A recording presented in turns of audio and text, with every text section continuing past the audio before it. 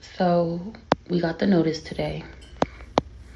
I have an interview scheduled for Monday. I'm just trying not to lose my mind, remain hopeful, contact programs, and see if I can get any help, y'all.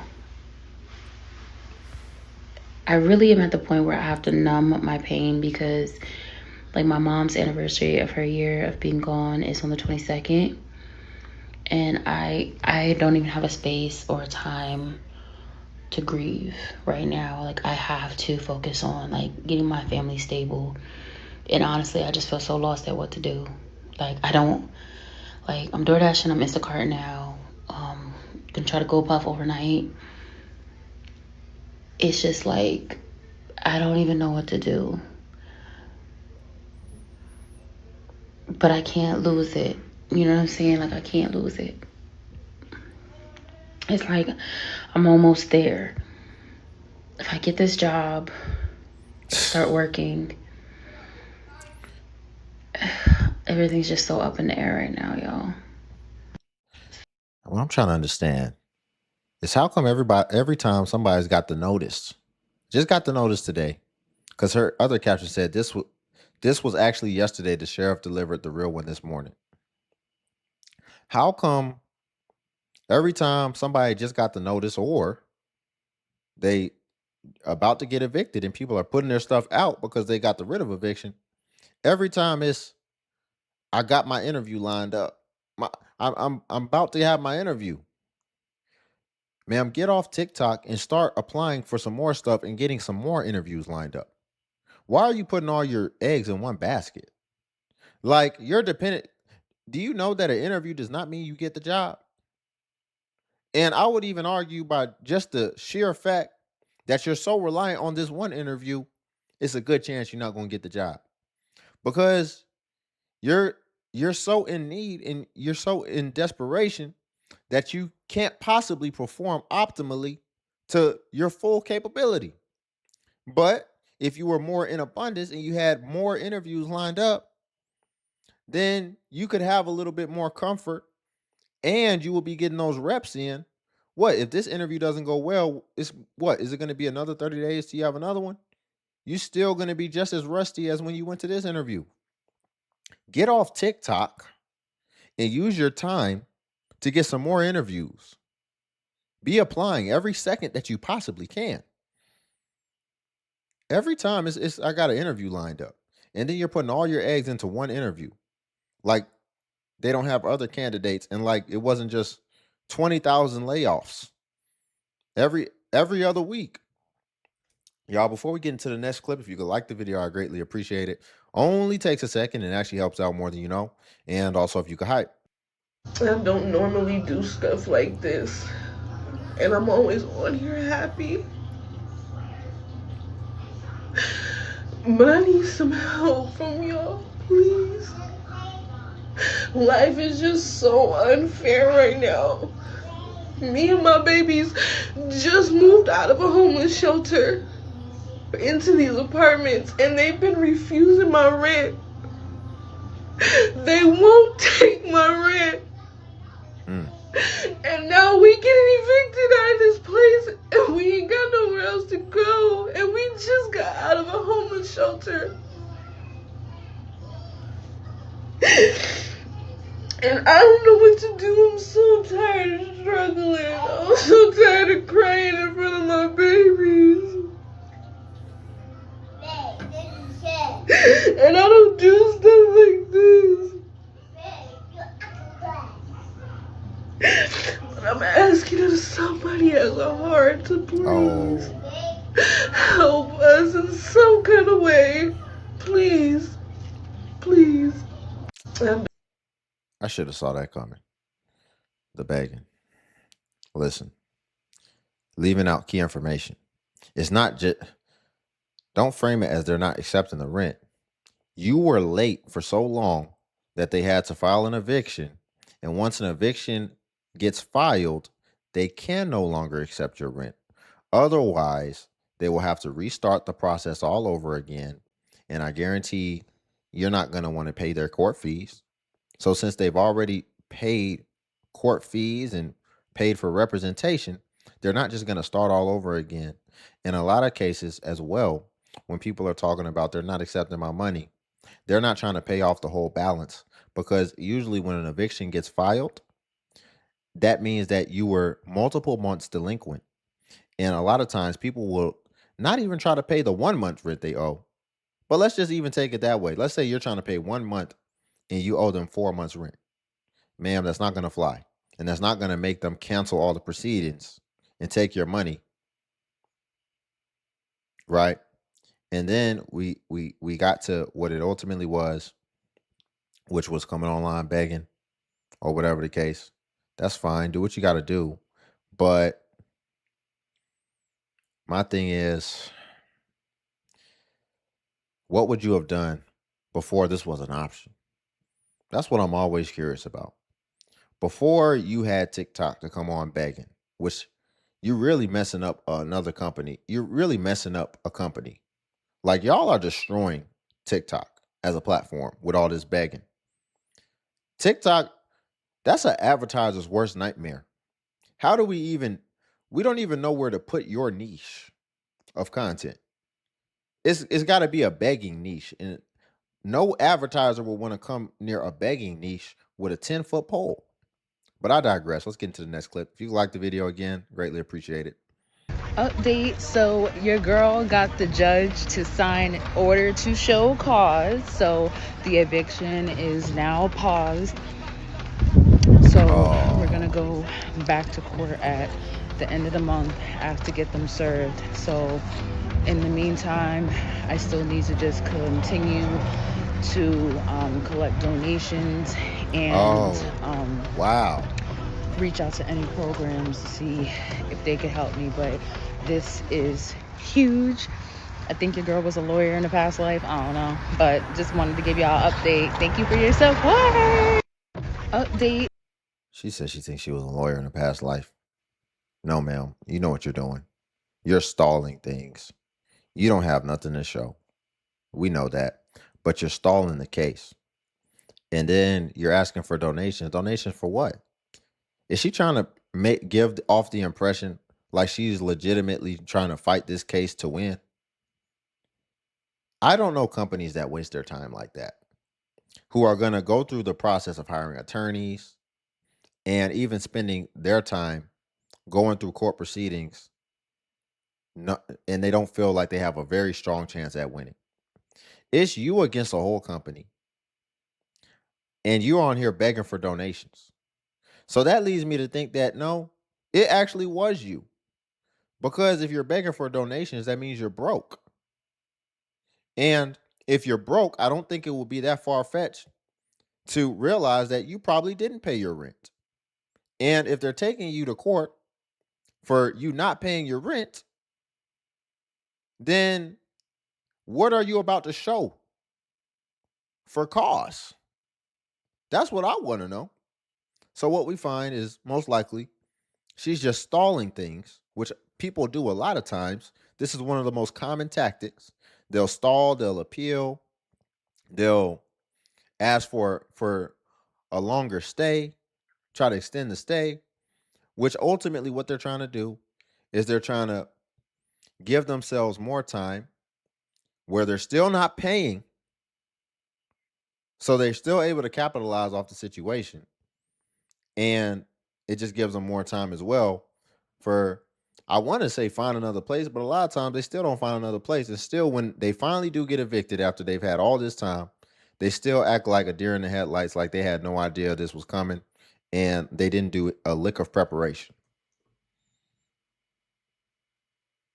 Pay my rent with me.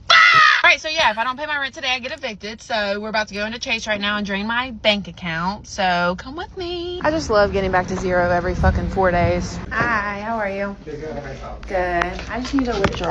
Let's do it. Put your debit card in, then I got you covered, okay? Alrighty. All right, Miss Alexis? Yes. And how much do you want to withdraw today? Can I do 1,790? My snails, by the way, again? Oh, thank you. I do them myself. Okay. Well, you doing yourself? Mm-hmm. That's awesome. Thank you. My friends and family tell me I need to start doing them for money because I'm draining my bank account for rent right now, so I should, but I'm hoping to start doing it eventually. I get that. It's ghetto out here. It really is. Always going down to zero. Where's your accent from? no. West Virginia. West Virginia? Yeah. I love it here. I'll never leave. Ever. You miss it a little bit? No. I like to be around every type of person, not just one group of, you know what I mean? So it's like, I don't know. I like diversity. I like to be around everyone, for sure. Oh, the food here is just complete. I'm just American food really at home. I'm trying to start eating like everything. I love food so much. It's like my favorite thing in the world. So awesome. Thank you so much. I know I need to. You're like the third person just today too that said something. That was the third person today. I'm not even lying. Y'all know I'm dramatic and I'm extra all the time, but that was the third person just today that has told me that I need to start doing nails. And I just drained my bank account. Got no money. All I gotta do is do nails. I'm about to start doing them soon, okay? I think, hopefully. All right, I gotta hurry because I don't want to get robbed. But okay, I got the money. Now, normally, every time I've paid my rent the past 2 years, I do a money order.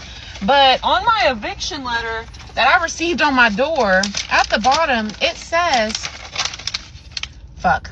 I don't know if I just not flashed my address. I hope I didn't. But at the bottom, it literally says, payment may be made by cash or certified funds as described in your rental agreement. They have never told me I could pay cash before, so I'm just paying cash. I don't want to go pay the $4 for the money order right now, baby. I'm about to use that $4 for some food.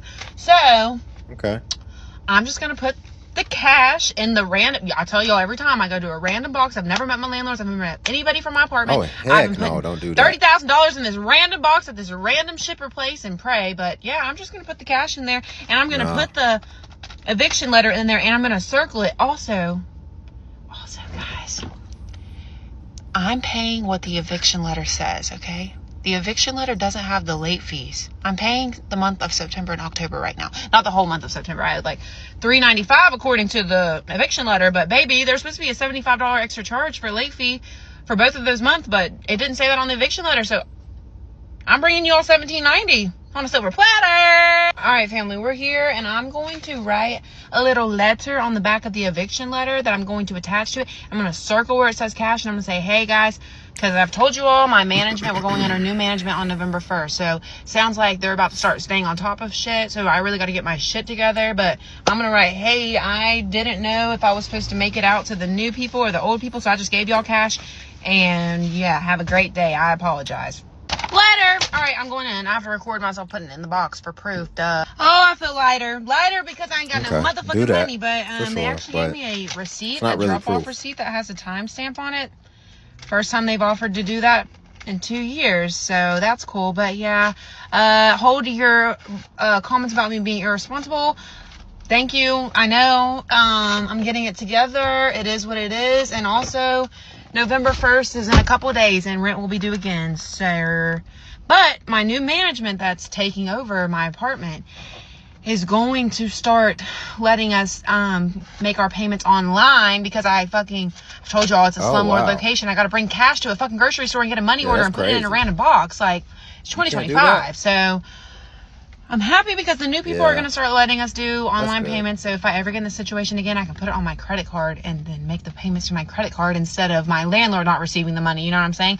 Also, I'm hoping that a lot of people I know, you know, they're starting to do the flex payments and like partial payments at apartments nowadays because rent's so fucking high, and they're letting people, I don't know, I'm going to talk to my new people about it whenever they get in office, I guess, and be like, hey, are you all open to letting us start paying? I'd rather pay on the 1st and the 14th of every month. That would be lit to me. Hello, $700 every 2 weeks. Easy. The fuck?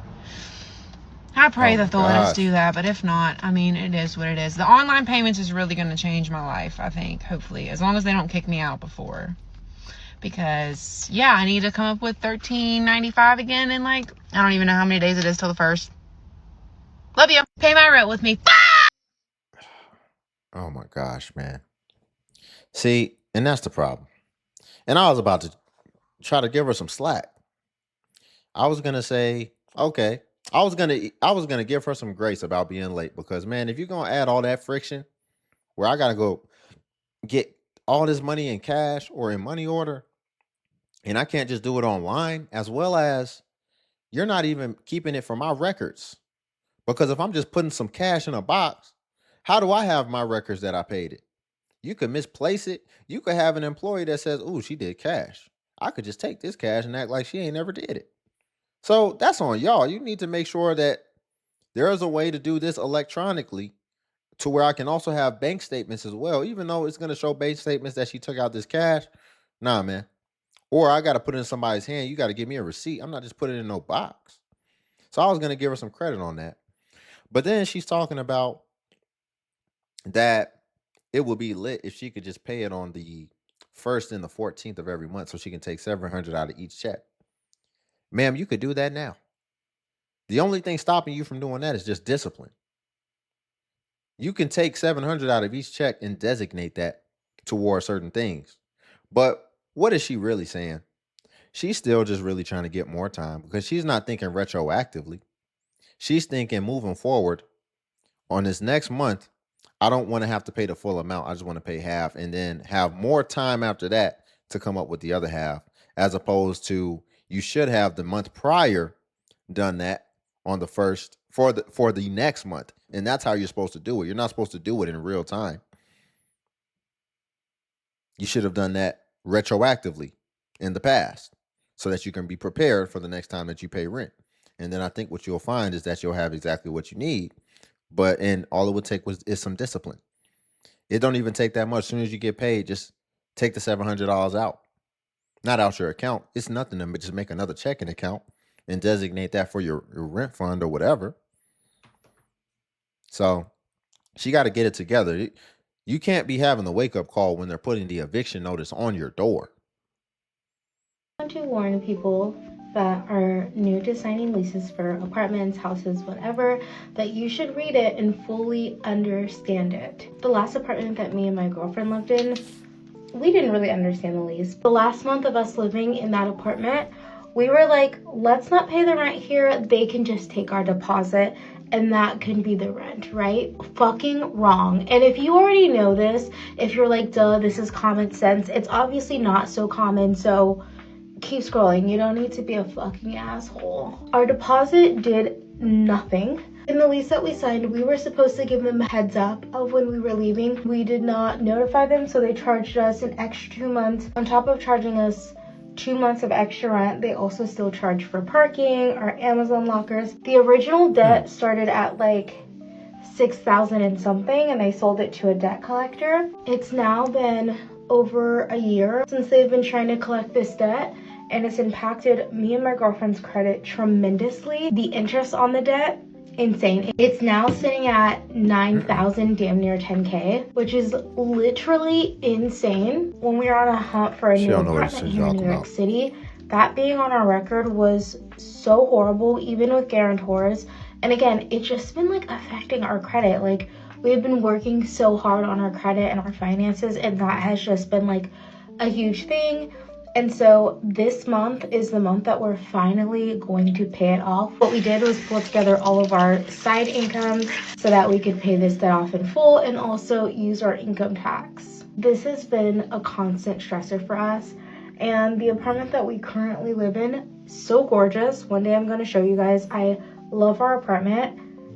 Hate our landlord. We're gonna have to be on the hunt for a new apartment again come next October. So we really needed to get this fixed, and I'm relieved.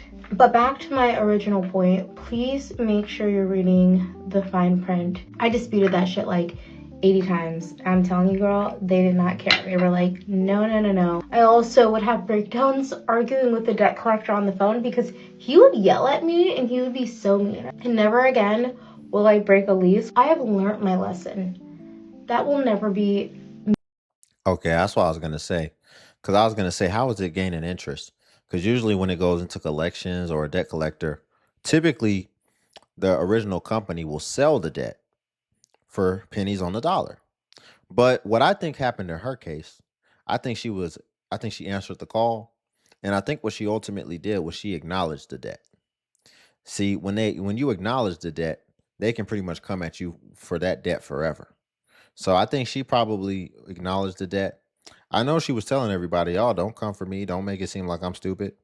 But see, you might have just turned off some people that could have gave you some advice to where you could have actually negotiated that down. You're talking about you got to pay interest on it. Somebody in your comments could have probably gave you a way where you didn't even have to pay half that. But you started the conversation off in bad faith. So somebody's probably not going to help you. I wouldn't mind helping you, but I'm just saying how it can come across. Like you're like, don't give any negative things of saying like I'm dumb or whatever. Maybe they would have helped you. But now you're going to pay interest on 10K. Good luck. You didn't have to. So many things could have been different in this situation. But hey, I like the fact that she's taking responsibility for it and she's just going to go ahead and knock it out. But again, could have been an easier way. We had someone move in March, and now we are filing eviction papers in April.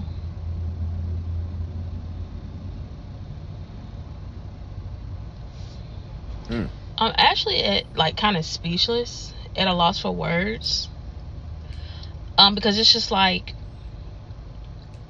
you moved in March, which was a prorated month. You know how you move in, you pay the prorated amount because you're not there for a full month.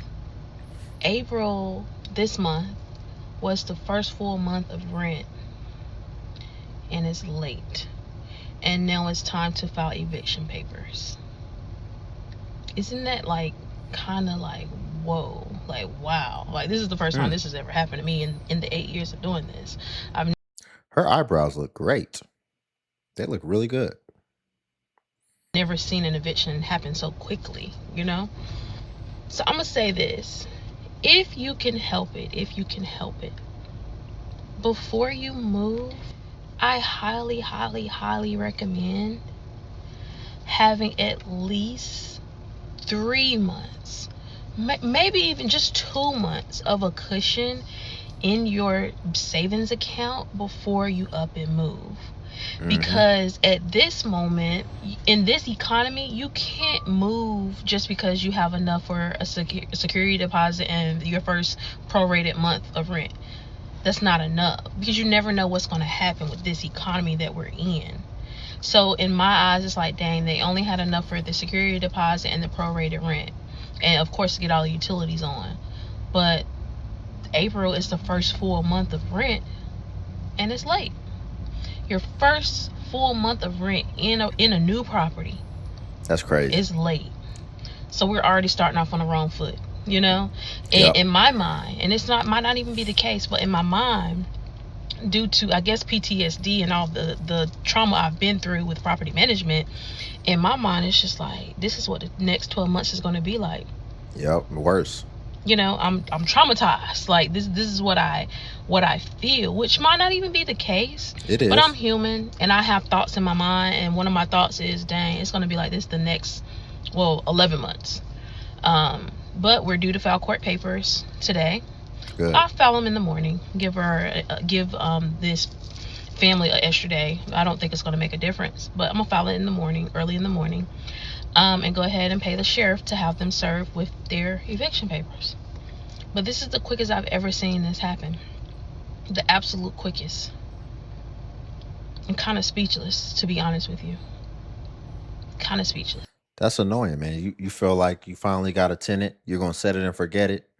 They've been saying all the right things, and they couldn't wait to just try you right off the bat, because that's them trying to assert dominance and let you know, like, oh yeah, like, she seems like a sweet woman, and so I think that they was gonna take advantage of that. And what they're about to find is that no, I handle my business. Don't take my kindness for weakness. And you're doing exactly the right thing, because this was only the beginning. If that's how they're starting, oh, they was about to start really doing you dirty. And somebody like this who's being malicious like that, it's because they know they already done got up in there. And be prepared for retaliation. It's gonna suck. You put somebody in there, it's only been 1 month. It's a good chance they're gonna destroy your home. And I hate that for her. But for them to have done that, like, you didn't know that you didn't have the money or whatever. Like, there's no way after the first month. That lets me know you came into this like looking to take advantage. And they're going to be upset that you're not letting them exacerbate it over a longer timeline to where they can really just save their money. And so, again, she should expect some retaliation, and she should be concerned about that. And but the good thing is, after 1 month, you have a really good case to show that there's no way you should have destroyed this property to this extent in 1 month. So she can rest on that, but it's extremely hard to sue individuals anyway. So either way, I think it's going to be bad. And that's just me, right? I like to try to predict things, what's the worst that can happen, because then that gives me a sense of peace and I'm able to accept whatever comes. And then if it doesn't come, then I just got a new source of gratitude. But we'll leave it there for today. If you could like the video, I greatly appreciate it. Only takes a second and it actually helps out more than you know. And also, if you could hype the video. Hype is a new feature that YouTube offers where it helps smaller content creators like myself. And basically, when you hype, it actually pushes us to the extent that it pushes the larger content creators. And it was designed for smaller content creators and smaller channels. So you just press the hype button and it shows the points. And since I am a smaller channel, we actually get more points per hype. So your hypes go further. And also Patreon's link below if you want to see self-improvement content as well. But until then, I'll catch you in the next video.